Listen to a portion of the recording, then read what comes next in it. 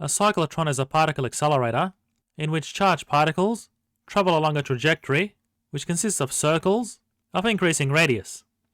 The accelerator consists of two semicircular regions, being the d electrodes, which have a gap between them, and a magnetic field that's perpendicular to the particle's motion causes them to move in circles. So essentially, a particle's velocity is tangent to the circle, and a magnetic force is perpendicular to this velocity vector, so it's a centripetal force that keeps the particle travelling in a circular motion. So as the particles travel across the gap between the two semicircles, the particles are accelerated by an electric field. So in the time that the particles traverse each semicircle, the electric field changes direction, so they get accelerated every time they pass through the gap. So essentially the particles are accelerated twice per full revolution. And now we'll consider a Deuteron, which is a charged particle of hydrogen with a proton and neutron in a nucleus. So a Deuteron's charge is the elementary charge, so it has the same magnitude of charge as an electron, but is positively charged. And the strength of the magnetic field is given as 0.5 Tesla, and the Deuteron's accelerated twice per rotation by a potential of 25 kilovolts. And now we'll go to part A. If the radius of the cyclotron is 2 meters, what is the maximum energy of the Deuteron? So the electric potential energy is converted into the kinetic energy of the Deuteron, which is a half mv squared, and the maximum speed is restricted by the magnetic field and the geometry of the cyclotron. So the magnetic force acting on the particle is the charge by the velocity by the strength of the magnetic field.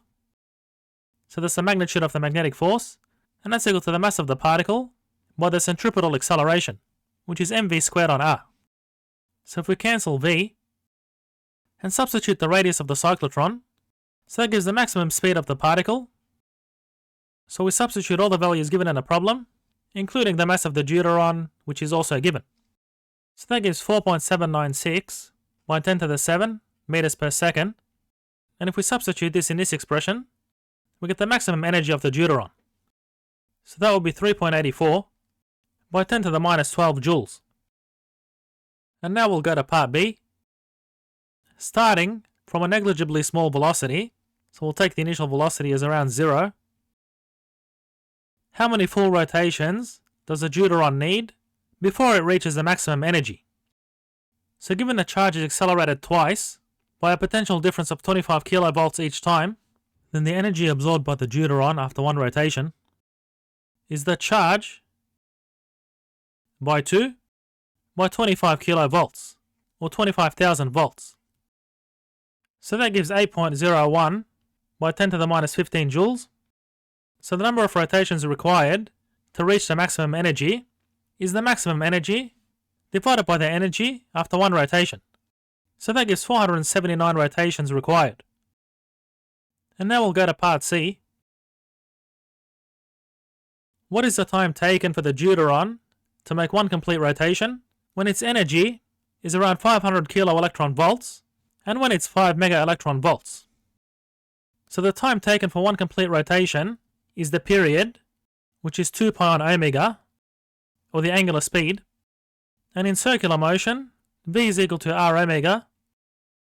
So what we get is 2 pi r on v. And now using Newton's second law, being the magnetic force, which is E times v times b, is equal to the centripetal acceleration, or mv squared on r. So this gives a ratio of v on r to be equal to a constant, being the charge by the magnetic field on the mass of the Deuteron.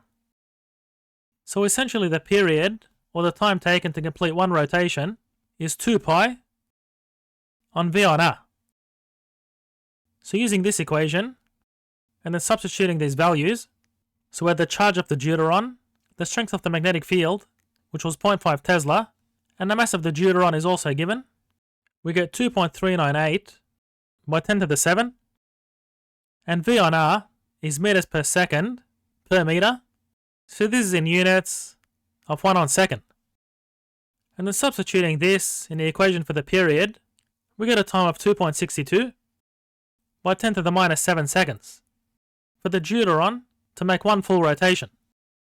And we can verify that the energy of the Deuteron, being 500 kilo electron volts, so that's 500 by 10 cubed electron volts, and to convert this to joules, we have 1.602 by 10 to the minus 19 joules per electron volt.